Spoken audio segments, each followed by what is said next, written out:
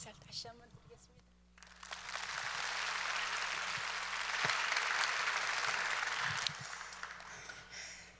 우선 하나님께서 기뻐하시는 은혜 한인교회 성도 여러분들과 이렇게 뵙고 은혜의 말씀을 나눌 수 있는 시간을 갖게 된 것을 진심으로 하나님께 감사드립니다.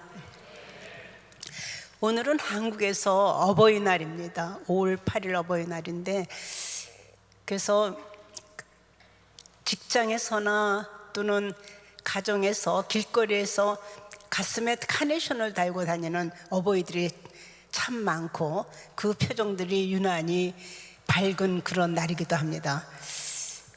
부모님께 감사하고 그 경로 효친에 덕목을 기리는 날로 1956년인가 어머니날로 시작했다가 73년에 어버이날로 개칭을 해갖고 지금까지 지키고 있거든요. 제가 알기로는 그 카네이션의 전례는 아마 미국에서 시작돼 갖고 나온 것 같고요. 1914년에 윌슨 대통령이 그 5월 둘째 주일을 미국에서는 어머니 날로 선정을 해갖고 아마 지금까지 지켜오는 거로 그렇게 알고 있습니다. 부모님들이 유난히 오늘 한국에서 그렇게 환한 표정을 지으실 수 있는 것이 자녀들로부터 카네이션을 가슴에 달아드리는 기쁨 때문에 그럴까? 아니면 또 오늘 선물도 드리거든요. 그래서 선물을 받으셔서 그렇게 기뻐하실까? 물론 선물이나 또는 안 받으시던 그 카네이션을 가슴에 달아드렸기 때문에 굉장히 기쁘시겠죠. 그런데 부모님 입장에서는 그래서 기쁘신 것만은 아닌 것 같아요. 부모님을 기억하고 부모님을 인정하고 그리고 사랑한다는 표시로서 그러한 행위를 해준 그 자체가 감사한 거죠. 그리고 그래도 내가 자식을 두었기 때문에 이런 기쁨을 맛볼 수 있구나, 이런 뿌듯함 같은 거, 그 흐뭇함이 있어서 그렇게 표정들이 밝아지신 거 아닌가 이런 생각을 합니다. 저는 하나님과 예수님 관계를 보면서 비슷한 것을 좀 느낄 수가 있어요. 하나님께서 성경에 보면 기뻐하시는 사람들 이름이 쭉 나오는데 그 중에서 으뜸으로 가장 기뻐하신 것은 비교를 할 수 없을 만큼 예수님이죠. 왜냐하면 말씀 통틀어서 그 세례받고 올라오실 때도, 그리고 변화사에서 그 나타나실 때도 이는 내 사랑하는 아들이요 기뻐하는 자라, 두 번이나 같은 말씀을 그렇게 하시거든요. 물론 에녹도 그 동행을 하시면서 기뻐하시는 자라고 그러고, 노아도 그렇고 다윗도 그렇고 모세도 그렇고 다 있었지만, 그러나 예수님만큼 하나님이 그렇게 좋아하시고 기뻐하시고 사랑하신 사람은 없었을 거다 이런 생각이 들고요. 그럼 왜 그렇게 예수님을 좋아하셨을까? 예수님께서 어떤 말씀하셨냐 하면 나를 보내신 이가 나와 항상 함께 하신다고 그러셨거든요. 그러면서 내가 항상 그가 기뻐하시는 일을 하기 때문에 나를 혼자 두지 않으셨다고 그랬어요. 그러니까 예수님도 그 하나님에 대해서 마음이 똑같고 그 헤아림이 똑같고, 근데 가만히 이렇게 묵상을 해보니까 예수님께서는 하나님이 왜 당신을 이 세상에 내보내셨는지, 그거보다 앞서서 내가 누구인지, 내가 어디서 와서 어디로 가는지, 그리고 무엇을 해야 되는지, 이런 사명의식, 비전, 목표, 그리고 정체성, 이런 것들을 너무 분명하게 파악하셔서 하나님 마음에 쏙 들었던 것 같아요. 그러니까 하나님이 예수님을 사랑하지 않을 수가 없는 거죠. 우리가 여기 부모이신 분들도 계신데 자식들이 말도 안 하는데도 알아서 그렇게 미리 다 해준다면 그 자식을 아마 너무 예뻐서 그냥 쳐다보기도 아까울 것 같아요. 근데 하나님께서 결국은 예수님하고 관계가 그런 거 아니었는가, 상호간에. 그래서 예수님은 분명히 당신은 하나님이 보내셨다는 얘기를 수도 없이 요한복음에 하세요. 나를 보내시니가. 그리고 나는 하나님 없이는 아무것도 못한다는 이야기를 또 몇 번을 하세요. 정말 아무것도 못한다. 그리고 나는 자유로 하는 거 하나도 없다. 그리고 나와 하나님은 하나다. 그래서 완전히 물론 하나님이 아드님으로 그리고 삼위일체로 그렇게 보내셨으니까 아셨지만 자기 정체에 대한 걸 너무너무 확실히 아셨던 거죠. 그래서 나는 하나님께서부터 와서 하나님께로 갈 거고, 나는 이 세상에 온 것이 그냥 대접받으러 온 것이 아니라 그야말로 섬기는 리더십의 표본이 대신 내가 도리어 섬기려 하고 많은 사람의 대속물로 나를 십자가에 못 박기 위해서 왔다. 이런 내용을 계속 말씀을 하시거든요.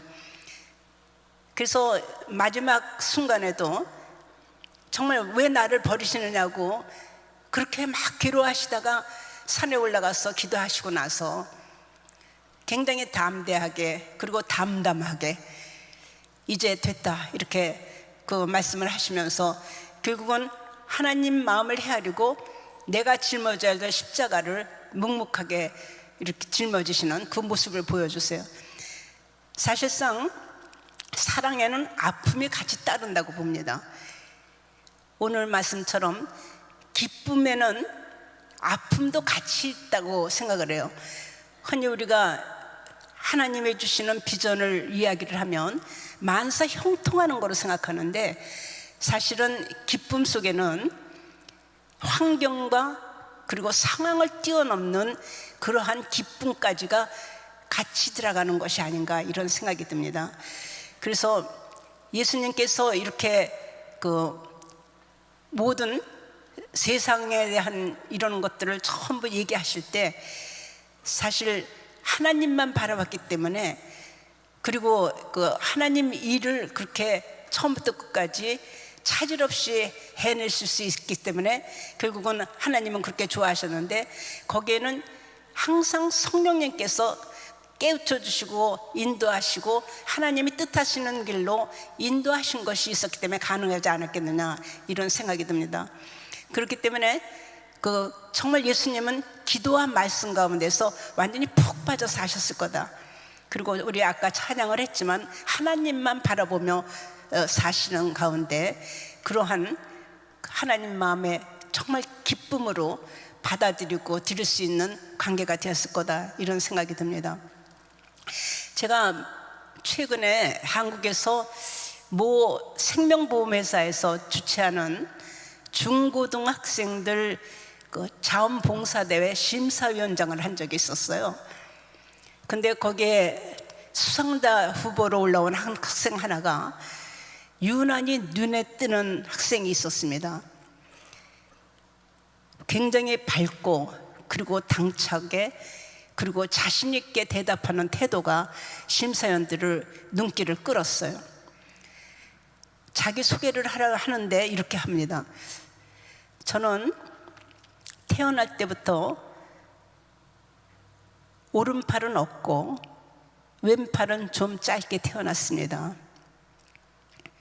저를 낳아준 부모는 저를 버렸고 고아원을 운영하는 목사님이 저를 입양하셔서 키워주셨습니다.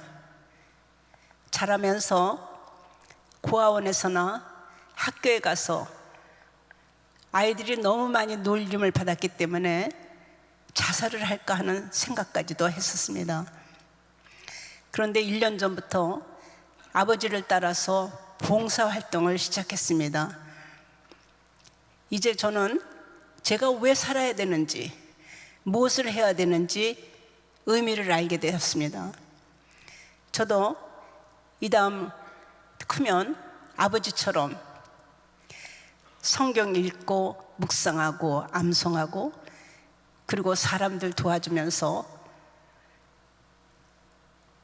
살아가는 아버지 목사님과 같은 사람으로 목사님이 되어서 목사가 되어서 하나님을 기쁘시게 하는 삶을 살려고 합니다. 너무나 담담하게 중학교 3학년 학생답지 않게 자기의 인생관이라든지 하나님이 주신 비전을 뚜렷하게 갖고 있었어요. 그래서 거기 심사위원들은 모두가 대학교였는데 서로 얼굴을 쳐다보면서 중상 같지 않은 그 아이의 말에 상당히 감동을 했거든요. 저는 이러한 자기 생각을 그냥 주어졌다고 생각하지 않아요. 자살 직전까지 갈 만큼 그런 장애우가 여기까지 오기는 엄청난 아버지의 기도와 그리고 본인의 기도와 하나님의 응답이 있었다고 생각을 합니다. 우리가 그 아이의 그 환하고 기쁜 표정, 이걸 보면서 기쁨이라는 것은 정말 이럴 때 정말 나타날 수 있는 거구나, 이런 걸 어른들이 다 배웠습니다. 하나님께서는 우리가 참 기뻐하며 살기를 원하시는 것 같아요. 하나님 말씀, 예수님 말씀, 그리고 예수님이 전해주신 보혜사 성령님의 말씀을 보면 항상 저는 스바냐 3장 17절을 참 좋아하는데, 보면은 너희 하나님 여호와가 너희 가운데 계시니 너로 말미암아 기쁨을 이기지 못하시며 너를 잠잠히 사랑하시며 너로 말미암아 즐거이 부르며 기뻐하시느니라 그러시죠. 결국 스바냐한테 그런 말씀을 하셨지만 결국 우리 지금 앉아있는 우리한테 하시는 말씀이라고 생각하세요. 하나님은 우리를 너무너무 사랑하시고 정말 잠잠히 우리를 지켜보시면서 즐겁게 사는 삶을 살기를 원하시고, 예수님의 마지막 제자들에게 하신 말씀도 내 기쁨을 너희들한테 주기 때문에 너희들이 기쁨을 충만하게 하라는 그런 말씀을 하고 떠났어요.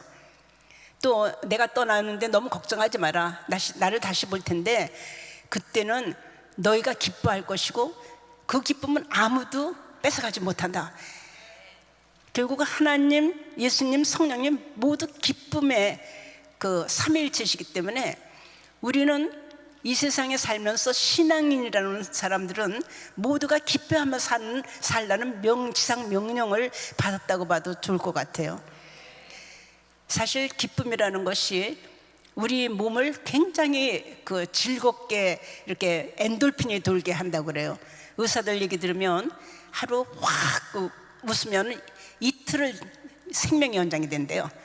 그러니까 그냥 한 번에 확 웃는 그것도 스케줄에 여기 앞으로 일정표에 넣으셔서 그냥 마음껏 한번 다른 데서 못 웃는 것, 정말 웃음의 그런 은혜 교회가 되기를 소원합니다. 그만큼 이렇게 웃음을 그리고 기쁨을 간직하라는 그런 말씀을 그렇게 하시는데, 저는 제가 가장 고난을 당하고 가장 인생에서 정말 죽을 것 같다 이런 체험을 할 때 웃음을 웃어야 되는, 그리고 기쁨을 가져야 되는 그런 환경들을 체험을 많이 했어요. 사람이 데살로니가전서 5장 16절처럼 항상 기뻐하라 그러는데, 저는 그 말씀을 볼 때마다 어떻게 항상 이럴 때도 기뻐합니까? 그런 질문을 참 많이 하나님께 했어요. 너무 힘들어 죽겠는데 어떻게 항상 기뻐하라고 하나님은 하고 말씀대로 순종하라고 그러시나. 제가 지난 월요일 권사에서 숙대에 대한 역사를 말씀을 드리면서 많은 말씀을 나눴는데, 오늘은 이제 후속타라고 할까, 그런 거를 좀 같이 나눌까 합니다. 제가 총장에 취임할 때 학교 상황이 굉장히 아까 목사님 말씀하셨듯이 재정적으로 곤고했을 뿐만 아니라 우선 적자 재정이었고, 제가 인수받은 것이 적자 재정이었으니까요. 그거보다 더 힘들었던 거는 사실은 학교 전체가 그린벨트로 묶여 있었기 때문에 건물을 짓거나 또는 다른 어떤 일들을 벌릴 수 없는 국유지였기 때문에 그것을 공원용지를 학교 부지로 풀고 또 거기에 재정을 마련을 해서 집을 짓고 불법 건물된 교실들을 전부 합법화시키고 이런 과정이 엄청난 어려운 과정이었어요. 그러면서 결국은 인간적으로는 거의 100년 가까운 학교가 할 수가 없었기 때문에 하나님의 정말 신실하신 그 약속과 은혜와 그리고 역사가 없이는 불가능한 그런 지경이 되었기 때문에 아예 두 손 들고 천부에 의지할 것 없어서 손 들고 나옵니다 하고 그냥 기권한 그러면서 하나님을 만났거든요. 그래서 사람이 그냥 제가 그런 생각을 해요. 제가 교수로 평범하게 있었으면 하나님을 그렇게 뜨겁게 만나고 그렇게 하나님께 죽기 살기를 매달리면서 그렇게 할 수 있었을까? 사실은 평안할 때 하나님을 만나면 얼마나 좋겠어요. 근데 그렇게 되지가 않고 정말 목숨 걸고 기도하고 간절히 기도하고 하나님 없이는 못 살겠다고 고백하고 매일매일 하나님만 바라보지 않으면은 하나님께서 쉽게 이렇게 길을 열어주시질 않았던 것 같아요. 제 경우는 그랬어요. 아무튼 그래서 지난번에 월요일에 말씀 드린 분들은 계시지만은 아무튼 학교 문제가 천신만고 끝에 하나님의 역사에 의해서 이루어지게 됐는데 그 다음에 이제 그러니까 제가 처음에 시작할 때 약속한 대로 건물을 11개 짓는다고 그러다가 21개까지 지으시는 그러한 역사가 일어나는데 그 과정 중에서 어떤 일이 생겼냐면 건물을 쭉 이제 하나님의 도움으로 이렇게 기도하면서 사람들 독지가들을 보내주시고 건물을 짓기 시작하는데 지어놓고 보니까는 한 군데 미처 손대지 못한 그린벨트가 또 하나가 있고 그 그린벨트는 2캠퍼스를 갈라놨는데 도로예요. 도로 100년이 된 도로. 근데 다 집을 짓고 보니까 그 도로가 시의 공유지였기 때문에 거기에 쓰레기장을 만들어서 넝마주의들이 거기에다가 옷 같은 거 이렇게 쓸만한 가구들 다 갖다 버리니까 그거를 월요일마다 갖다 수거를 해가고 늘 드나들어요. 근데 여학교 옆에 늘 넝마주의들이 와서 이제 쓰레기장을 다 뒤지면서 하니까 사실 그 환경이 굉장히 좋지가 않죠. 지저분하기도 하지만은 모양도 안 좋고. 근데 이제 건물들이 옆에 다 지어지기 시작하니까 그게 더 드러나기 시작했어요. 그런데 거기가 골목길이 꾸불꾸불한데 우범 지역이었거든요. 그래서 이제 이 우범 지역을 민원이 많이 들어오니까 없애면서 이 도로를 편입해서 그걸 학교 부지로 다시 만드는 작업을 시작을 해야 되는데 제가 먼저 그린벨트 하나 풀다가 거의 쓰러져서 응급실에 실려갈 정도로 과로를 했었기 때문에 다시 하려고 그러니까 꾀가 나서 할 수가 없어요. 그리고 기도를 안 했어요. 왜냐하면 기도해서 하라고 그러시면 큰일 나니까. 그래서 피하던데 저도 모르게 기도를 하는데 그냥 성령님께서 제 입술을 주관하시는 거예요. 그 기도를 계속하게 하시는 거예요. 제 의도하고 상관없이 그냥 엎드려서 깊이 들어가면 그 기도를 시키시는 거예요. 그래서 제가 순종해야 되는구나 그런 마음이 이제 떠오르기 시작하면서 사실 저는 순종하지 않고 제 상식과 제 생각대로 결정을 했다가 혼난 적이 참 많아요. 그래서 그 다음부터 제가 성령보다 앞서가는 거는 안 하려고 그래요. 왜냐하면 어떤 결정을 제가 그냥 하겠다 이렇게 얘기를 해놓고 나중에 기도를 해보면 응답이 틀릴 때 그걸 번유를 해야 되기 때문에 신용이 몇 번 떨어졌었거든요. 그러니까 너무 그게 사실 체면이 말이 아닌 거죠. 총장을 하는 사람이 한다고 그랬다가 그래서 제가 여기 이제 우리 숙대 동문회장을 하신 분이 저한테 부탁을 해갖고 오늘도 은혜계 말씀 전하겠냐 그러는데 제가 사실은 모든 인간관계로 봐서 금방 예스 해야 되는데 아니요 기도 좀 해보고요 이렇게 대답하고 기다리게 하셨어요. 그 이유가 그런 혼난 과정이 너무 많거든요. 그래서 기도를 이렇게 해보니까 은혜계를 하나님이 참 기뻐하세요. 그러면서 말씀도 하나님이 기뻐하시는 삶으로 그렇게 주제를 정하는 게 좋다는 말씀을 주셔서 정말 여기는 전부 기쁨에 가득 찬 분들이 계시구나 했더니 오늘 목사님과 잠깐 시간을 나눴는데 기쁨에는 박해도 따르고 핍박도 따르고 정말 많은 기도가 필요하다고 그러시더니 그 이유를 제가 알 것 같아요. 한 목사님을 위한 기도를 참 많이 해드리는 걸로 알고 있지만 앞으로도 아마 그 기도가 계속 필요해서 오늘 요한복음 말씀을 주셨구나 이렇게 생각을 했거든요. 여하튼 이런 그 생각을 하면서 기도를 그렇게 그 땅에 대해서 하는데, 사실은 그때 어떤 일이 있었냐면 한국에는 교육부에서, 그러니까 교육부죠, 교육부에서 대학에 인센티브를 주기 위해서 특성화 정책이라는 거를 만들어서 학교가 각자 자기 특성화에 필요한 내용을 써서 내서 재정 지원을 해줘요. 근데 저는 기도를 하면서 어떤 것을 이번에 학교 특성화를 하면 좋을까 했는데 생명 건축을 하라 이런 말씀을 주셨어요.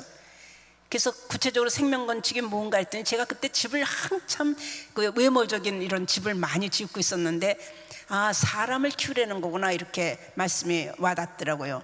그래서 보니까 나중에 예수님을 닮은 젊은 세대들을 키우라는 그 말씀이었어요. 그러니까 결국은 예수님처럼 섬기는 지도자를, 섬기는 리더십을 가진 사람들을 키우라는 말씀이셨어요. 그래서 사실은 98년도에 섬기는 리더십이 대학가에 등장한 것이 저 때문입니다. 제가 KBS에서 1시간 동안 특강을 하면서 섬기는 리더십에 대한 것을 이야기한 적이 있었거든요. 교회에서는 이게 흔히 얘기를 하지만 한국같이 권위주의적이고 관료주의적인 사회, 그리고 그 리더십에 대해서 익숙지 않은 그러한 사회에서는 그 당시만 해도 누굴 섬기는데 왜 우리가 누구 심부름꾼이야, 뭐 시종이야, 왜 섬겨, 이렇게 얘기들을 하고, 제가 섬기는 리더십을 특성화 정책으로 한다 그러니까 학생들도 우리가 대학에 공부하러 왔지 누구 섬기러 왔나 이렇게 비판하는 그런 분위기였어요. 근데 제가 이제 섬기는 리더십에 대한 것을 이론적으로 설명을 하고, 사실은 진정으로 우리가 사람을 섬기려면 실력과 성품이 제대로 갖추지 않으면 섬길 수 없다는 것을 세상적인 이론적인 것으로 풀어서 이제 설명을 하며 설득을 하기 시작을 했거든요. 근데 이 내용을 갖고 교과부의 숙대 특성화 정책으로 지원을 했어요. 근데 참 재밌는 게 숙대는 기독교 학교가 아닙니다. 근데 예수님의 리더십을 갖고 특성화 정책을 하겠다고 내세웠으니까 그 결과가 어떻게 될까 저도 참 궁금한데, 아무튼 말씀을 주셨으니까 의지해서 그냥 뭐 베드로가 말씀에 의지해서 금을 던집니다 하는 식으로 말씀에 의지해서 그냥 제출을 한 거죠, 준비를 해서. 근데 정말 거짓말처럼 그 특성화 정책의 그 재정 지원으로 통과가 됐어요. 그래서 20억씩 한 5년 동안 100억을 지원하는 거로 결정이 나버렸어요. 그래서 사실 비기독교 학교에서 섬기는 리더십, 예수님 리더십을 예수님 리더십은 쓸 수가 없어요. 비기독교 학교니까. 그래서 섬기는 리더십, 그리고 하나님 사랑 이렇게 얘기할 수가 없어서 세상을 바꾸는 부드러운 힘, 이렇게 세상적인 언어로 이게 전부 바꿔서 얘기를 하거든요. 그런 식으로 하면서 이제 리더십을 전 교생에게 전부 실시하기로 그렇게 결정을 했거든요.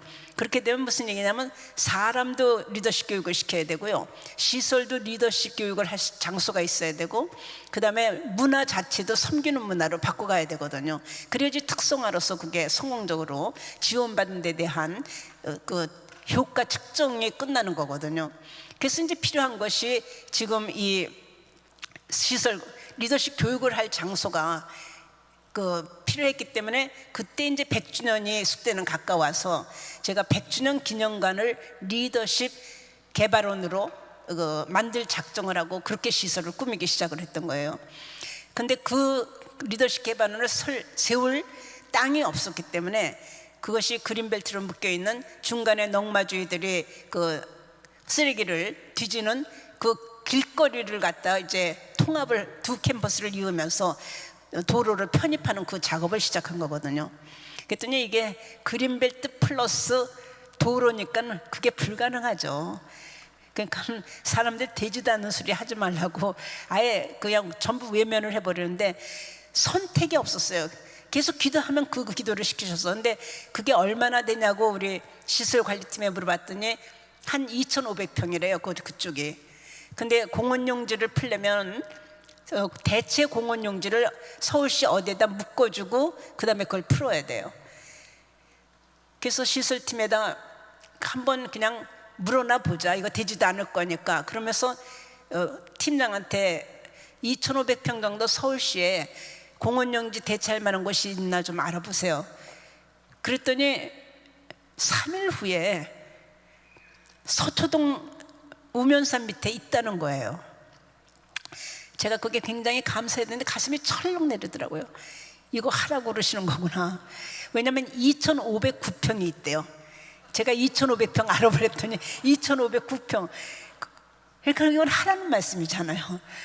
그래서 이제 그거를 시작을 하는데, 정말 먼저는 그 한번 그린벨트를 풀어봤기 때문에 절차는 알겠는데, 이게 도로까지 플러스가 됐기 때문에 사실 다니는 길을 폐쇄하고 그 위를 통합한다는 것이, 그게 주민들의 반발 때문에 굉장히 힘들거든요.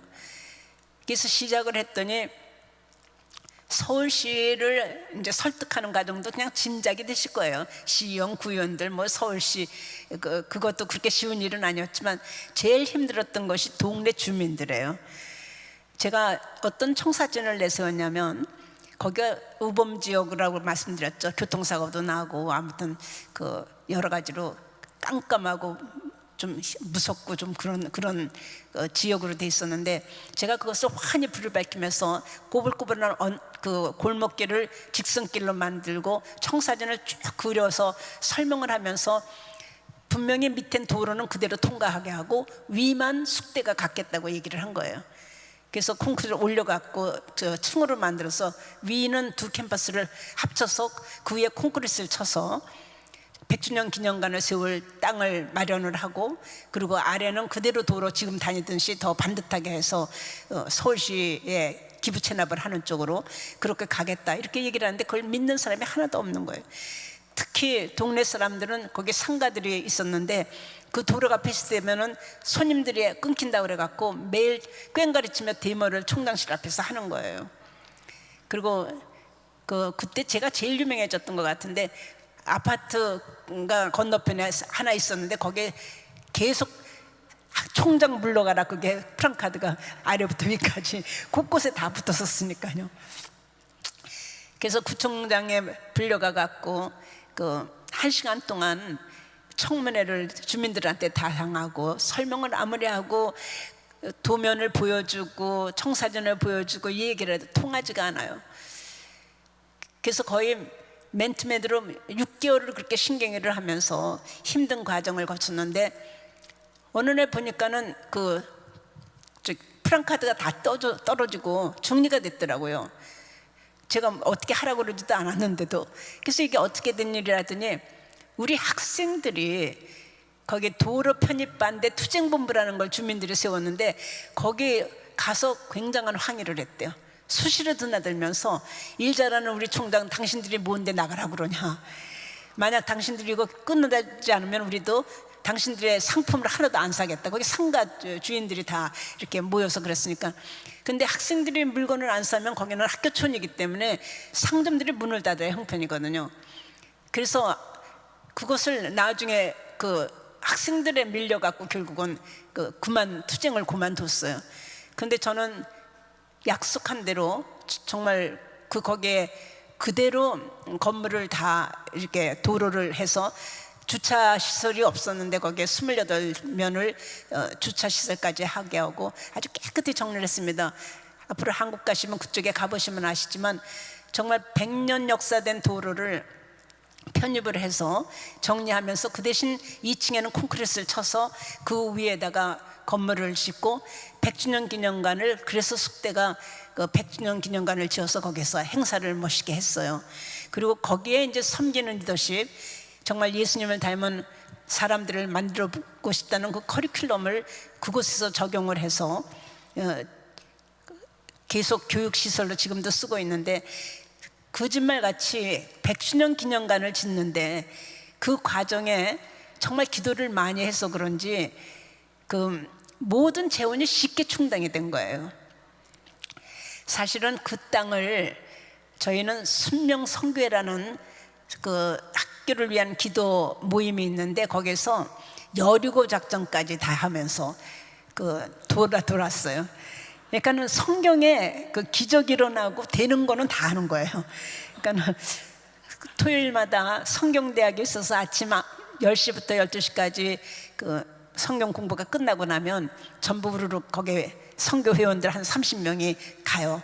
그래서 그 땅을 빙빙 돌아요. 7번 듣고 이 산지를 우리에게 주소서, 무너져라가 아니라 우리는 이 산지를 우리에게 주소서, 그렇게 같이 외치고 해주니까 동네 사람들이 또 미친 사람들 같죠. 7번 돌다가. 그러니까는 정말 하나님 그거를 기뻐하셨던 것 같아요. 왜냐하면 결국은 그 땅을 뭐 여러 가지 우여곡절이 있었지만 그린벨트가 풀리고 우리가 그 땅을 샀으니까요.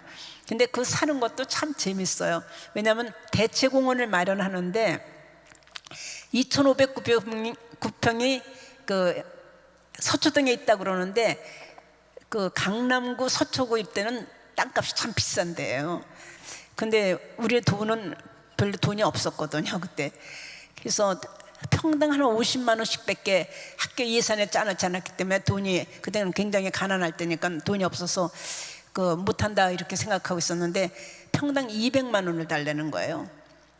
근데 하나님이 주신다고 한 거니까 나는 있는 대로 그냥 50만 원 밖에 없어요. 그런데도 그쪽에 근데 그게 수녀원 뒷땅이었어요. 근데 거기 집사라는 분이 여기 서초동인데 왜냐면 그분들도 그 땅을 쓸 수 없고 공원 용지로 묶어놔야 돼요. 근데 수녀원 뒷땅이니까 거기에 집이 들어서는 것보다는 공원으로 그냥 이렇게 그린벨트로 갖고 있는 게 좋으니까 묶어놓기 때문에 싸게 팔겠다 이런 거거든요. 근데 그것도 이제 한 달 내내 신경을 하다가 그냥 저는 기도만 하고, 돈 없는 거 하나님 아시니까 우리 모든 형편 잘 아시는 주님 310장 있죠. 그러니까 주님 아셔서 해주세요 그렇게 기도하고 있는데 나중에 자기들이 더 필요했든지 아무튼 50만 원에 돼갖고 우리 예정대로 그냥 싸게 그걸 우리한테 넘겨서 지금도 서초동에 저희가 2,509평이 있어요. 그래서 그 과정을 거쳐서 100주년 기념관을 쳤는데 100주년 기념관을 치면서 거기에 또 재원이 없잖아요. 그래서 또 기도를 시작했는데 사실은 삼성 지금 이건희 회장님 좀 편찮으신데 이건희 회장님이 같이 얘기를 하면서 의기투합해서 정말 인재 양성하자 그러고서 100억을 주셨어요. 그리고 동문들이 20억, 또 독지가들이 20억 해서 그 건물 짓는데 거의 돈이 남아서 다른 건물에 짓는 데까지 쓸 정도로 그렇게 순탄하게 이게 되더라고요. 하나님이 주시는 선물은 정말 넘치고 넘치는 것 같아요. 우리가 11조를 내봐라 늘 꾹꾹 눌러갖고 넘치게 준다, 그 말씀이 정말 생각이 나는데 하나님 마음에만 합하면, 하나님을 기쁘시게 하면 얼마든지 재원은 그 다음에 문제구나 이런 생각이 들어요. 흔히 우리는 하나님이 주시는데 주신 선물에만 관심이 너무 많을 때가 많은 것 같아요. 사실 우리가 어렸을 때 아이들이 어렸을 때 장난감을 사주면 장난감 보는 순간 사준 부모는 보이지도 않고 장난감 갖고 너무 기뻐하잖아요. 근데 나이가 좀 들어가면은 장난감 사준 부모를 더 찾게 되잖아요. 근데 우리가 믿음도 마찬가지인 것 같아요. 믿음이 성숙하면 선물에 관심 있기보다는 선물을 주신 분을 감사하고 기뻐하면서 살게 되지 않나 이런 생각이 들거든요. 근데 이제 우리의 보니까 약점 중에 하나가 계속 기도를 할 때 뭘 해달라는 기도가 참 많아요. 이미 다 해주셔서 감사할 게 너무 많은데 그냥 해달라는 쪽으로만 계속 기도하지 하나님의 뜻대로 그 안에서 순종하며 따르게 해주세요 이러면 다른 거 그냥 알아서 다 해주실 텐데 그냥 뭐 해달라 하나님, 그러니까 주시는 하나님은 안 보이고 주시는 선물만 계속 갖고 기도를 하니까 오히려 선물을 못 받지 않나 이런 생각이 듭니다. 그래서 이제 이렇게 건물을 다 짓고 나니까 그 앞에 위에 콘크리트를 치고 흙을 잔뜩 덮었기 때문에 여기 사막지대 같아요. 완전히 흙만 덮여 있으니까요. 그래서 이게 나무를 심어야 되는데 나무값이 굉장히 비싸잖아요. 좋은 나무들 심으려면. 그래서 이제 또 나무를 구할 거를 또 기도를 시작을 하고 동문들한테도 전부 공지하고 산 있는 사람들 나무를 좀 기증해 주라고 이제 이렇게 그 공포를 하고 이랬는데 하루는 전화가 왔어요, 총장실로. 그래서 받았더니 그 총장님 거기 지금 새 캠퍼스 만드는데 나무가 좀 필요하지 않으시냐고 먼저 물어보세요. 그래서 물론 필요하죠. 그랬더니 우리 산에 좋은 나무들이 좀 있는데 그 가져가시면 어떠냐 이렇게 얘기를 하세요. 그래서 어떤 나무인데 그랬더니 거기에 꽃산달이 있고 그 다음에 그 주목이 있고 그 천일홍이 있고 뭐 이렇게 좋은 나무들 이렇게 심은 거를 얘기를 하셔서 그 너무너무 감사하다고 그래갖고 이제 그래서 어떻게 해서 그렇게 아셨나 했더니 숙대에 3.1교회가 들어와 있었어요. 그러니까 제가 총장 되고 조금 있다가 3.1교회에서 강당을 빌려 쓰자고 그래서 빌려드렸더니 한 10년을 들어오셔서 학교 교회처럼 그 중보기도를 하시면서 같이 목회를 해서 처음에 들어오실 때 한 700명 교인이었는데 나가실 때는 한 2만 명쯤이 그렇게 학생들로 주로 교인들이 확대가 됐었는데 그 3.1교회 아드님이 출석을 하기 때문에 왔다가 그 보고 그 결국은 거기에 나무가 필요하겠구나, 우리 산 뒷동산에 있는 나무를 갖다 드려야 되겠구나 이런 생각을 했다는 거예요. 너무너무 감사하죠. 그래서 이제 전부 수문을 해서 다 우리가 갖고 왔는데 그게 경북 김천에 있어요. 갖고 와서 다 이제 심고 그러는 과정에 제가 초대를 했어요. 이분이 어떤 분인가 알아야 되잖아요. 전화밖에 안 들었으니까. 그래서 전화의 주인공을 찾았더니 오셨어요. 그래서 너무너무 감사하다고 이제 얘기를 이렇게 하면서 보니까 조그마한 아주머니세요. 굉장히 소박하신 아주머니가 들어오시는데 그래서 이제 모셔놓고 어떻게 그렇게 큰 결정을 하셨냐, 나무들이 너무 귀하고 좋다 그러면서 저는 사실 꽃산달이 어떤 나무인지를 잘 몰랐어요. 여러분들은 아세요? 그래서 꽃산달이 뭐냐고 이랬더니 예수님이 골고다 언덕에 가실 때 그 짊어지고 가신 십자가 짊어지신 그 나무의 학명이 꽃산달이래요. 그래서 그 꽃산달을 그래서 좀 특이하잖아요. 그런 나무를 그분이 심고 또 그거를 숙대에 옮겨놨으니까요. 그래서 사연이 있구나. 그래서 어떻게 되신 거냐 했더니 목사님 사모님이세요. 근데 13년 전에 목사님이 벼랑간 돌아가셨어요. 근데 아이들은 어리고 먹고 살기가 힘들어지시니까 이분이 농사를 지어야 했다 생각해서 산하고 밭을 좀 사셨어요. 그래서 산에다가 좋은 묘목들을 심으면 애들이 자라면 팔아서 학비도 쓰고 생활비를 써야 되겠다 해서 그렇게 나무들을 이제 갖다 심으셨는데 그게 13년 동안 자랐더니 꽤 컸던 거예요. 근데 그 나무를 정말 물을 정성껏 주고 자식 키우듯이 그리고 목사님 보듯이 산에 가서 기도하면서 그렇게 키웠기 때문에 막상 그것을 파다가 팔려고 보니까 못 팔겠는 거예요. 당신 분신 같아 갖고 그걸 할 수가 없어요. 그러면서 그 학교에서 애들하고 같이 자랄 수 있으면 좋겠다 이렇게 생각을 하셨대요. 그래서 대학에 기증하면 이 싱싱한 아이들하고 같이 싱싱하게 자라라, 그래서 시집 보내고 싶다 이렇게 생각을 하셨대요.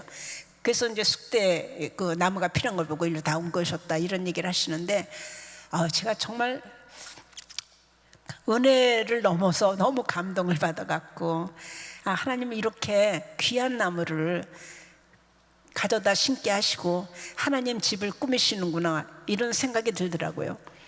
근데 여하튼 그 나무를 심고 나서 거기에 이제 그 동네 그 밑에 학교 식당을 그 교수 식당을 하나 만들어야 되는데 제가 그쪽은 캠퍼스를 돌집으로 정말 잘 이쁘게 꾸몄어요. 왜냐하면 교문에 하나님 말씀을 새긴 이후로 저는 그 캠퍼스를 단순히 대학교 캠퍼스로 보고는 생각이 거의 없어졌어요.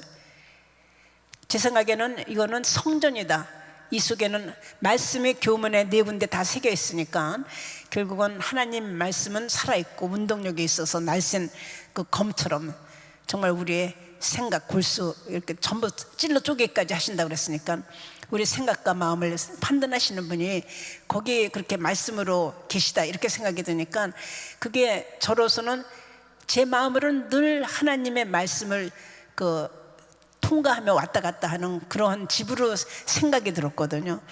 그래서 이제 그 말씀을 그렇게 쭉 교문에 새겼기 때문에 이제 이 말씀에 의해서 결국은 이 캠퍼스도 다시 다 꾸미시는 거 아닌가. 하나님의 살아계신 그 말씀을 거기다 새긴 다음에 그 모든 캠퍼스에 다 교문은 말씀으로 교문이 돼 있으니까요. 그래서 하나하나 꾸며나가시는데 그게 예사롭지 않은 일이 계속 이루어지는 거예요. 그래서 하나님께서 이걸 연락하시고 기뻐하시고 있구나 이런 생각을 짐작을 하면서 그러니까 기도권을 놓칠 수가 없는 거예요. 그리고 기도한 다음에 의심하면은 그 물결에 요동치는 것과 같이 된다고 그랬기 때문에 기도하고는 그냥 믿습니다 그래놓고 저는 그 다음부터 감사 헌금을 드려요. 하나님 해주셔서 감사합니다. 그게 이제 습관이 돼서 그냥 굳건하게 믿음 없이는 하나님을 기쁘시게 못한다 그랬잖아요. 믿음 없이는 하나님을 기쁘시게 못하나니. 그러니까 저는 믿음으로 이것을 결국은 기도하면 그대로 밀고 나가야 된다. 그리고 그 말씀 응답이 오면 그대로 순종하고 뜻대로 행하면 하나님이 기뻐하시고 하나님 역사가 일어난다. 그런 확신을 가질 수 있는 사건들이 연이어 일어나더라고요. 그래서 이제 그 꽃산달에 그 옆에 그러니까 식당을 하나 만들면서 그 식당 이름이 꽃산달이에요. 근데 그냥 꽃산달 그러니까 아는 사람이 별로 없어서 제가 영어로는요 갓샌더 이렇게 썼어요. 그러니까는 영어 아는 사람은 그냥 그냥 갓샌더로 읽고요. 그리고 이제 하는 거 그냥 꽃산달. 근데 이쁘잖아요, 꽃산달. 그러니까 사람들은 그게 꽃, 산, 달 그렇게 저기 이름으로 알아요. 근데 사실은 그 나무 저기 예수님의 십자가 지신 그 나무 이름인데 그게 나중에 보니까요 4월 5월경에 십자가 꽃이 펴요. 되게 꽃잎이 5개잖아요, 이렇게 보통. 근데 이건 4개예요. 십자가 꽃이 펴요. 그래서 이게 그냥 꽃이 항명하고 결국은 그 유래하고 이런 것들이 그 일리가 있는 거구나 이렇게 생각을 했어요. 그러고 났더니 이제 그쪽에 그 식당 이름이 이제 꽃산달로 되고 100주년 기념관에서 섬기는 리더들을 키워내야 되잖아요. 그래서 리더십 특강이라든지 그 커리큘럼 자체를 완전히 공개적으로 예수님을 닮은 그런 걸 하지 마라, 해라 이렇게 할 수는 없으니까 리더십을 훈련시키는 섬기는 리더십을 훈련시킬 수 있는 커리큘럼으로 이거를 쭉 짜게 하는데 제일 먼저 필요한 사람이 보니까는 가르칠 사람이에요. 그래서 이제 기독교 그 기관들 중심으로 미국에는 리더십 연구가 굉장히 많이 돼 있어요. 존 맥스웰이라든지 또는 아마 이름 되면 알만한 목사님들이 쓰신 책에 의해서 리더십들을 훈련을 많이 시키잖아요. 교회 리더십. 그런 커리큘럼들 책들을 리더십 도서관에다가 잔뜩 싸놓고 그러니까 참고 서적으로 하고 교과서로 쓰고 이러면서 교수님들이 그걸 참고로 이제 가르치는 훈련을 시작을 한 거예요. 그래서 숙대는 그 당시에 교수님들이나 직원 선생님들이 그 리더십에 대한 그 훈련 과정을 안 받은 사람이 거의 없어요. 왜냐하면 학생들에게 14학점의 리더십 관련 과목을 택해야지 전공 과목을 택하게 해놓고요. 그리고 서비스 마인드를 가져야 되기 때문에 한 학기에 15시간의 그 봉사를 하지 않은 사람은 장학금을 신청하지 못하게 해놨어요.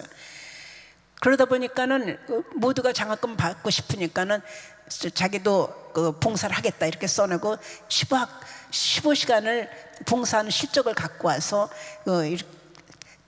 장학금 신청을 하기 때문에 학교 전체 분위기가 섬기는 문화 쪽으로 가기 시작하더라고요. 그래서 리더십 그룹을 사실은 한 40개를 만들었는데 그게 서비스 그룹이에요.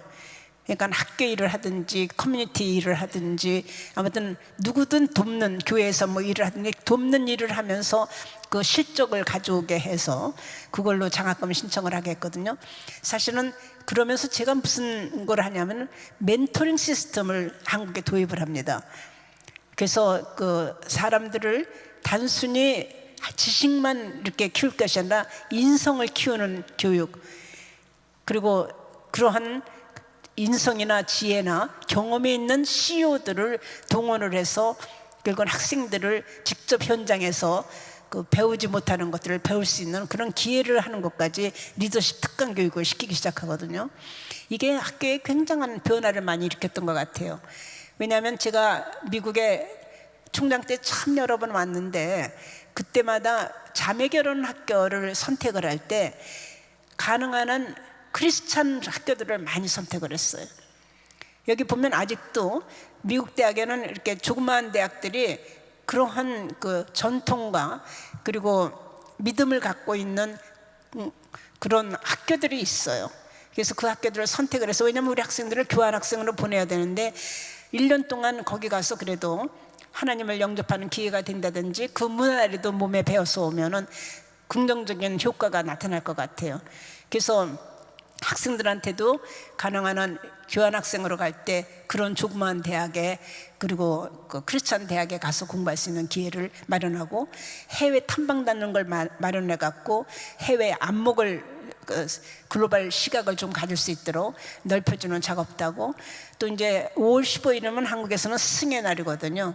그러면 스승의 날에는 모교를 방문해서 모교 스승들을 찾아보는 그런 거를 시스템으로 만들어줘요. 그래서 모교 스승을 보겠다는 사람은 케이크 값을 줘요. 차비하고 케이크 값을. 그러면 학생들이 자기 스승 만나러 가서 좋고, 학교에서 뭐 케이크까지 사주니까 좋고. 그러니까 이것이 저는 아무것도 아닌 것 같아도, 아, 숙대들은 뭔가 그 예수님을 닮은 이렇게는 몰라도 뭔가 좀 인성이 좋은 애들을 키우나 보다.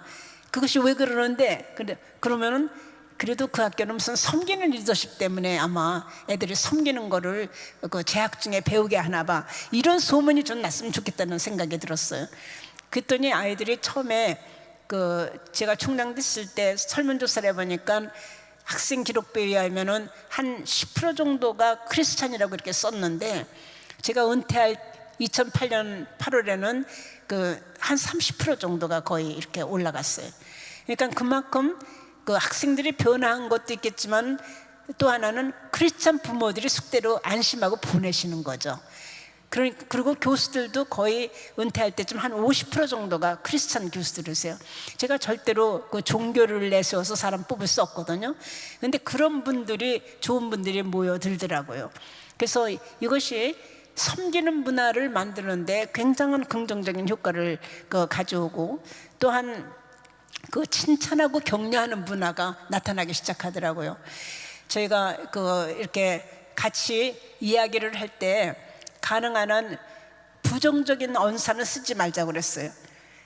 우리가 부정적인 생각과 언사를 쓰기 시작하면 사람을 상처를 주든지 또는 이렇게 우울하게 만들든지 그 감정이 이렇게 다운이 되잖아요. 그러니까 가능한 한 긍정적이고 격려하고 칭찬하고 이런 분위기를 만들자고 그러고, 칭찬 릴레이를 시작을 했어요. 우리가 미인 대칭이라고 그러는데, 서로 보면은 미소 짓고, 그리고 인사하고 대화하고 칭찬하는 문화를 만들자. 그래서 제가 미인 대칭 그래갖고 이제 써붙이기도 하고 이렇게 했는데, 칭찬 릴레이를 하니까 어떤 효과가 있냐면, 서로가 한 명을, 제가 한경 목사님 너무 멋있으시죠? 저는 오늘 처음 뵀지만 아까 목사님 위해서 기도해 드려야 되겠다 이런 생각이 들 만큼 멋있어요. 그러면 목사님 기분 좋으시죠? 저한테 칭찬 받으셨으니까. 그러면 이제 목사님이, 두 목사님 이렇게 칭찬을 하시면 그게 쫙 퍼져나가잖아요. 또 목사님이 또 두 분 또 이렇게 하면, 사실 여기에 모이신 분들 이 강의 끝나고 나서 그것만 한 5분만 하고 가시면 전체가 칭찬받고 나가실 거예요. 그럼 오늘 밤 굉장히 기분 좋게 단잠을 주무시면서 좋은 꿈 꾸실 수 있을 거 아니에요. 이런 칭찬 문화가 학교에 이렇게 번지기 시작하니까 서로가 아끼는 마음이 생기고, 그리고 긍정 에너지가 쌓이기 시작하면서 창의력 있는 아이디어들이 막 쏟아져 나와요. 서로 뭔가 좋은 일을 이렇게 자꾸 건의를 하려고 그래요. 이거 뭘 했으면 좋겠다, 그리고 누가 잘했다, 이렇게 격려하는 그런 것들 들어오고, 인터넷이 요새는 발달을 했으니까 SNS로 금방 띄우면 확 퍼지잖아요. 근데 사실은 악플보다는 선플이 좋잖아요. 근데 그거를 선플로 이렇게 계속 학교 문화를 바꾸기 시작하니까 긍정 에너지가 굉장히 생겼다, 이런 생각이 들어요. 저는 우리 은혜 한인교회는 그게 가능하다고 생각해요. 제가 이렇게 서서 말씀을 이렇게 보면 분위기가 굉장히 따뜻하고 은혜롭고, 그냥 말씀 이름을 잘 지어야 될 것 같아요. 그래서 은혜로운 그런 걸 늦게 그러한 마음들이 전하는 그것이 굉장히 시너지를 발휘해서 교회 전체 분위기를 섬기는 문화로 만들 수 있지 않을까, 이런 생각이 듭니다. 사실 제가 몇 년 전, 그러니까 한 10년 전쯤 LA를 방문했을 때 UCLA를 방문한 적이 있었어요. 근데 그날 10월 달이었는데, 그때가 10월 달이었는데 하늘은 맑고 너무너무 아름답더라고요. 근데 UCLA에 들어가는데 입구에 정원이 참 좋잖아요. 그리고 로덴 조각품들이 쫙 있어요. 근데 너무 캠퍼스도 아름답고 좋은데 제가 거기 서서 기도를 하늘을 쳐다보면서 하면서, 하나님, 제가 숙대는 하나님께 서원을 해서 하나님 학교예요. 알고 계시잖아요. 근데 이렇게 아름다운 UCLA 오게 해주신 거 참 감사한데 조각공원은 너무너무 좋으네요. 숙대에도 이런 조각공원 하나 주시면 안 되나요? 그리고 제가 이제 기도를 했어요. 그때 너무 그게 아름답고 좋아서. 그러고 나서 잊어버렸어요. 근데 몇 년이 지난 다음에 제가 마산에 있는 모 대학교에 가서 강연을 하러 갔는데 거기에 문신미술관에 관장이 와 계셨어요. 문신이 누구시냐면, 이게 여기 몸에 문신하는 게 아니고 우리나라에서 최고의 조각가였어요. 이분이 새천년 기념할 때 한국 대표의 조각품으로 나갔는데, 이분 이름이 불란서에서 굉장히 유명해요. UN 지금 본부에도 하나 그 작품이 가 있고, 한국에도 88 올림픽 공원에 와 있고, 또 대법원 앞에도 있고, 굉장히 유명한 조각가예요. 근데 그분이 관장에 와 계시다가 제 강연을 듣고 나서 자기 문신미술관에 좀 가서 투어를 좀 하시면 어떠냐 이래요. 가깝다고, 한 15분이면 간다고. 그래서 제가 거기까지 간 김에 좋잖아요. 마산까지 일부러 갔는데. 그래서 거기를 따라갔어요. 그래서 이제 한번 쭉 돌고 거기 이 얘기를 하면서 하는데 너무 멋있는 거예요. 문신 작품 혹시 보신 분 계신지 모르는데 참 아름다워요. 시메트리로 이렇게 했는데 그게 곡선미가 있고 의미심장하고, 이분들이 이제 신심이 좋은 부부인데 굉장히 기도하면서 이렇게 만든 작품 같은 냄새가 날 정도로 부드럽고 좋아요. 그래서 제가 내가 혼자 보기는 너무 아깝다고, 정말 이것이 서울에 있다면 얼마나 많은 사람들이 감상하며 즐기고 좋아했을까 생각하니까 저는 오늘 좋은 구경을 했지만 좀 아깝다는 생각이 든다 그랬더니, 이 문신미술관 관장님이 저 손을 확 잡으시는 거예요. 총장님, 드디어 응답을 오늘 받았어요. 이러세요. 당신이 100일 아침 금식 기도를 하셨대요. 서울로 이거를 미술관을 좀 옮겨가고 싶은데 어떻게 해야 될지를 몰라갖고 기도를 하고 있었다는 거예요. 근데 제가 자기가 원했던 말을 그냥 했다는 거예요. 그러면서 총장님, 이거 그냥 서울 숙대로 가져가시라고 이러는 거예요. 근데 이게 엄청난 거거든요. 조각 하나에 5억, 10억 막 이런 것들이잖아요. 그래서 지금 숙대에 문신미술관이 있고요. 그 조각 작품이 다 들어와 있어요. 그러니까 정말 세계적인 작품들이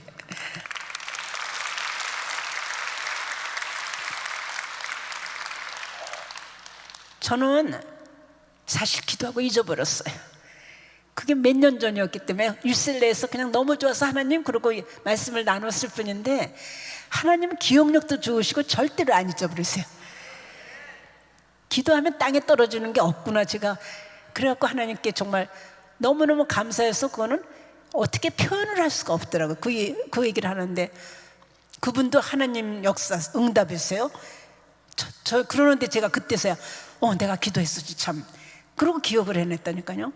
그래서 지금 정말 세계적인 그 작품들을 제가 캠퍼스에서 볼 때마다 정말 보물을 우리가 가졌구나 그런 생각을 하고, 그 이외에 이제 또 이제 말씀을 하나 더 드리면, 임마누엘관이라는 게 숙대에 있어요. 왜냐하면 사실 기독교 학교도 아닌데 맨 그 기독교적인 문화의 냄새가 나는 이름을 붙였는데, 그 이유는 그 기증하시는 분들이 기독교인들이었기 때문에 그래요. 그러니까 교문에, 사실 대학교 교문에 모르겠어요 어느 기독교 학교 교문에도 말씀이 새겨져 있는지. 근데 교문을 기증하시는 분이 말씀을 새겨달라고 그래서 제가 말씀을 4군데 새겼거든요. 여호수아 1장 9절, 마음을 강하게 하고 담대하라. 들어 말고 놀라지 마라. 내 하나님 여호와가 너와 함께 하느니라. 그 다음에 디살로니가 전서 5장 16절 18절, 항상 기뻐하라. 쉬지 말고 기다라. 범사에 감사라. 이는 그리스도 예수 안에서 너희를 향하신 하나님의 뜻이니라. 그 다음에 히브리서 11장 1, 2절. 그러니까 히브리서 11장 1, 2절 제가 가장 좋아하는 건데, 그 선진들에서 증거를 얻었느냐, 그죠? 믿음 바라는 것들의 실상에 보지 못하는 것들의 증거니 선진들이 이뤄서 증거를 얻었느니라, 그 말씀하고, 그 다음에 이사야 60장 1절, 일어나라 빛이 발하라 내 빛이 임하였습니다. 이 말씀을 4군데 새겨놨기 때문에 사실 거기 다른 큰 교회들에서 목사님들이 그냥 구경 삼아서 오셔서, 특히 오늘의교회라든지 이런 다른 교회들이 숙대 와서 세미나 같은 걸 참 많이 하셨어요. 왜냐하면 말씀이 이렇게 새겨져 있는 캠퍼스는 비기독교 학교이기 때문에 더 그것이 재미있다 이렇게 생각을 하신 거예요. 그래서 근데 그래서 그랬는지 임마누엘관이라는 이름을 새기는 데는 거부 반응이 없었어요.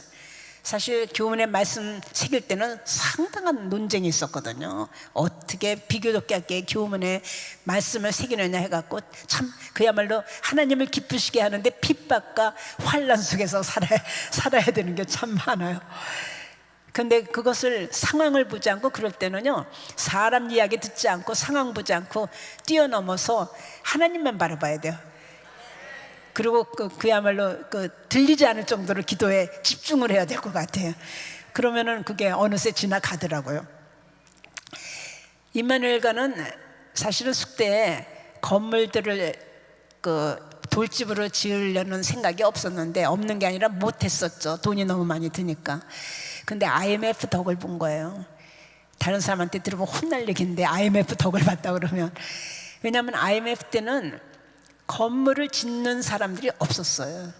모든 사람들 그러니까는 장비들이 다 놓을 때이기 때문에, 그때는 우리가 부르는 게 그냥 그대로 바라질 정도로 실비로 집을 지어줄 때거든요. 근데 저희가 집을 짓지 않으면 안 될 형편이었기 때문에 건물을 지으려고 입찰을 하는데, 거기가 전체 캠퍼스를 전체 공원용지를 풀어갖고 짓는 거기 때문에 한꺼번에 설계를 해서 집을 9채를 한꺼번에 줘야 되거든요. 근데 그거를 다 하려고 보니까 돈이 한 60억, 65억이 부족한 거예요. 그 집을 다 짓는 데는. 등록금 앞으로 들어올 것까지 계산을 해도. 그래서 이거는 기증을 받아야 되겠다 그렇게 생각을 해서 대기업들하고 중견기업들 이렇게 소개를 받아서 이제 입찰 경쟁을 시키는데, 그때 모 기업은 금강산에 소떼 몰고 가실 때이기 때문에 그래서 이제 65억 그렇게 기증 못 하시겠다 이렇게 얘기를 했고요. 또 모 기업은 사실은 그 이후에 거의 파산을 하셨어요. 그래서 그 대기업 둘이 그걸 다 못 하시는데, 중견기업 중에 하나가 한일건설이라는 기업이 있었는데, 이 기업은 중견기업이기 때문에 그렇게 큰 돈을 도네이션을 어디에다 해본 적이 없어요. 여력이 없어서. 그래서 셋 다 부탁을 했는데 사실은 대기업 둘은 우리는 못하겠다 이렇게 나오고, 이제 중견기업 하나는 거기도 못하겠다, 그러나 회장님하고 의논을 해보겠다, 그렇고 이제 끝났어요.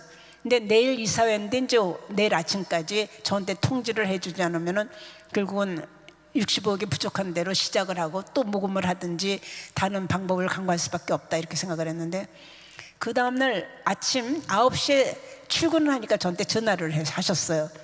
그래서 한일건설 회장실에서 전화를 하고 그러더니 사장님이 급하게 면담을 하고 싶어 한다 그래서 오시라 그랬더니, 우리가 이사회가 10시인데 9시 반까지 오셨어요.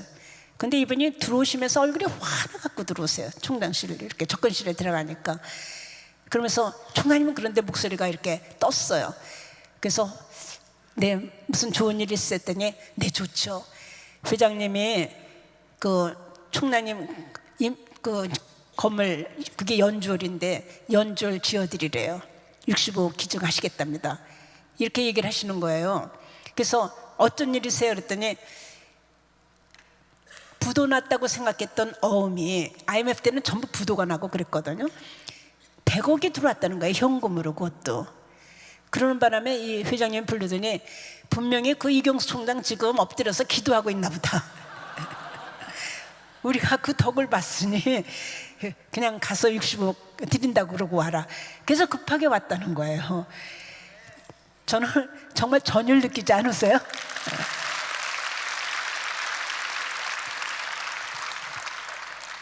그래서 결국은 그 건물을 지으면서 그러면 그 사람이 그 회장님 성함을 붙일까요? 이랬더니 내 이름이 아니라 그 학교 분명히 하나님이 임재하셔서 우리도 어음에 100억이 들어왔기 때문에 우리도 덕을 봤으니 임마누엘관으로 해달라 이렇게 얘기를 한 거예요. 그래서 임마누엘관이 된 거예요. 그분은 이제 기독교인이니까 자연히 이제 그 말씀이, 그분도 이제 하나님을 그렇게 아시는 분이니까. 그래서 임마누엘관 거기가 연주홀이 돼갖고 잘 쓰고 있거든요. 그러니까 캠퍼스에 사실 기독교 학교 아니면서 임마누엘관 정식으로 붙어갖고 간판이 되어 있기도, 저는 그걸 보면서 너무너무 하나님께 감사해요. 그러니까 거길 가면은 이렇게 은혜를 저절로 느끼는 거죠. 여하튼 이런 과정을 거치면서 제가 하나님께서 마음을 헤아리고 하나님께 마음만 합하면은 그 나머지는 그 무슨 재정 주세요, 돈 주세요 이럴 필요가 없구나, 그냥 아셔서 하는구나 이렇게 생각이 들어서, 그러면 하나님께 어떻게 하면 마음에 들까? 그래서 저는 아침이면 눈을 뜨자 하는 것을 하나 습관을 만들었어요. 하나님께서 저에게 지금 말씀을 하시는 거로 저는 생각을 해요. 같이 계시니까. 그러니까 누워서 왜 잠을 조금 자면은 상당히 피곤하면 일어나기 싫잖아요. 특히 저 같은 경우는 새벽 4시에 일어나서 새벽 기도를 준비해야 되기 때문에 그 잠이 항상 부족해요. 거의 11시 전에 자야지. 그런데 그렇게 안 되고, 그러니까 너댓 시간밖에 못 자니까 늘 피곤하니까 아침에 일어날 때는 아무래도 뿌듯 이렇게 몸이 가볍게 일어나지가 않는데, 제 머릿속에 딱 눈이 떠지면서 사랑하는 내 딸아, 내가 너를 기뻐한다, 그거를 듣는 걸로 말씀을 들어요. 하나님께서 예수님한테 하신 말씀은 우리에게도 똑같이 하시는 거잖아요. 우리를 아버지라 부르라고 허락을 하셨잖아요. 저는 하나님을 하나님 되게 우리가 해드리는 것을 가장 기뻐하신다고 생각해요. 예수님을 그렇게 기뻐하신 거는 아버지로 불러드리고 정말 친아버지로 생각했기 때문이라고 생각을 해요. 그러면 저는 거기에 응답을 그렇게 하고 일어나요. 나의 힘이 되신 여호와여, 내가 주를 사랑하나이다. 그렇게 사랑 고백을 하면서 일어나면 아침이 괜히 환해지는 거예요. 화장실 가서 그러면서 확 웃으면서 하나님은 오늘도 나와 함께 하시는 것을 정말 감사드립니다. 그러면 진짜 엔돌핀이 돌아요. 나는 우리 은혜 교회 성도 여러분들도 정말 그것이 습관이 됐을 때 얼마나 성령께서 역사하시면서 충만해지는지를 체험하시리라 생각이 들어요. 그래서 정말 나누고 싶은 그런 말씀이다 이렇게 생각을 했고요.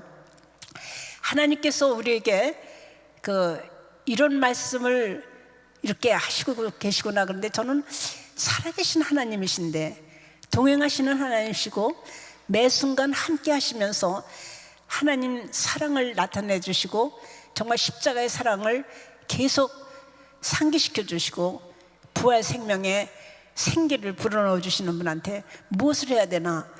근데 오늘은 어버이날인데 우리 딸애가 저한테 카톡으로 정말 따뜻한 그런 애정의 말을 이렇게 예쁘게 써준 거 보고, 또 아들애가 멀리서 이렇게 보낸 거 보면서 너무너무 기쁘고 감사하고 좋은 거예요.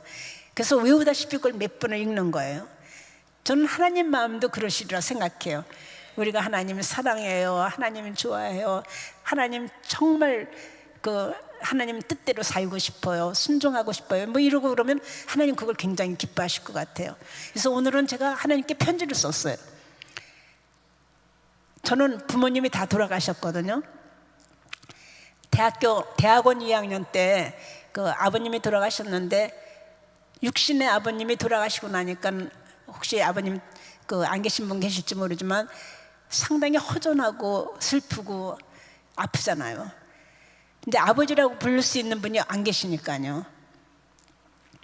근데 하나님 아버지를 만난 다음에 늘 살아계시고 나를 지켜주시고 정말 든든한 버팀목이 되시고, 언제든지 지혜가 부족하면 지혜해 주시고, 만나고 싶으면 항상 1등으로 만나게 해주시잖아요. 그러니까 그분을 제 아버지로 모시고 산다는 것이 너무 좋아서, 근데 한 번도 제가 편지를 쓴 적이 없는 것 같아요, 하나님한테. 그래서 딸애하고 아들의 오늘 어버이날이라고 감사하다고 사랑한다는 얘기 들으면서 저도 같이 고백을 해야지 도리를 좀 할 것 같아요. 그래서 하나님 아버지 정말 감사합니다. 하나님께서 정말 저를 딸로 삼아주신 걸 얼마나 감사한지 모릅니다. 이왕이면 맏딸이 되게 해주세요. 그래서 맏딸은 든든한 미천이라고 그랬잖아요.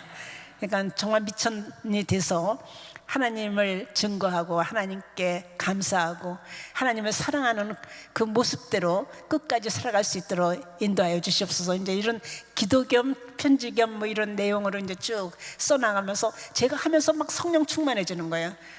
하나님께 사랑 고백 연애 편지를 쓰면서 정말 너희는 그리스도의 편지고 마음판에 새긴 편지다 이러셨는데, 정말 그리스도의 향기가 나타나는 것 같은 그런 삶을 살아야 되겠다, 이런 이제 결심을 하게 되더라고요. 저는 우리가 하나님을 기쁘시게 하는 방법은 하나뿐이라고 생각해요. 하나님 앞에 하나님 자녀라는 거, 하나님 딸이라는 거, 아들이라는 거 그냥 고백하는 거죠. 그리고 하나님 뜨겁게 사랑합니다. 하나님 뜻대로 살게 해주세요. 그리고 그대로 순종하면서 하나님 정말 예수님의 십자가의 사랑과 부활 생명의 그 의미와 그리고 성령님의 인도하신 대로 하루하루 내 발걸음 인도하여 주시옵소서. 저는 그럼 하나님이 굉장히 기뻐하실 것 같아요. 그리고 우리와 함께 하시면서 우리 인생에 대한 책임을 져주시라 믿고 모든 것 맡기면서 하나님과 한 걸음 한 걸음 그 땅에 발은 딛고 있지만 영혼은 잔치를 하면서 천국에서 사는 그런 마음으로 기뻐하며 사는 것이 좋을 것 같아요. 그래서 느헤미야에 나오는 여호와를 기뻐하는 것이 너희의 힘이니라 말씀 있잖아요. 그래서 저 기쁨의 사람들을 보라, 여호와를 기뻐하는 은혜 한인교회의 교인들을 바라보라 하는 그런 은혜가 여러분에게 있기를 기원합니다. 고맙습니다.